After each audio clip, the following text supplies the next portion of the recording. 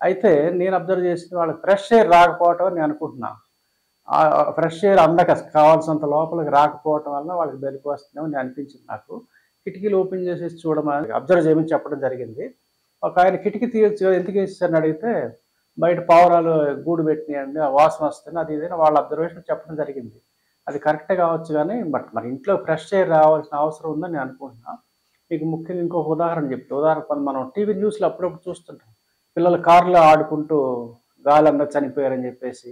తర్వాత మీరు ఇంకొకటి హిమాలయస్ ట్రెక్కింగ్‌కెళ్ళినప్పుడు చూసారు ఆక్సిజన్స్ అందదని కొందరికి గాలి పీల్చుకోవడం ఇబ్బంది అవుద్దని, గుండె భారంగా ఉండి ఇలాంటి కంప్లెయింట్స్ చెప్తూ ఉంటారు. ముఖ్యంగా అంటే ఆక్సిజన్ అందనప్పుడది. అలాంటివి మనం బయట చూస్తుంటాం. అయితే మనకి ఈ మధ్య కాలం తెలియక చాలామంది ఇలా ఇంట్లో ఏసీ పెట్టుకోవడం వలన ఏసీ పోద్దని తలుపులేసేయటం, కిటికీలేయటం, వెంటిలేటర్స్ ఆల్రెడీ ఉండట్లేదు ఇప్పుడు. False ceiling. ఇక ఫ్రెష్ ఎయిర్ వచ్చే అవకాశం లేక ఇలా జరుగుతుందని నేను అనుకుంటున్నాను. వాళ్ళని అబ్జర్వ్ చేయమనడం జరిగింది. వాళ్ళు కిటికీలు తీసిన తర్వాత ఆ ఇబ్బంది లేదు.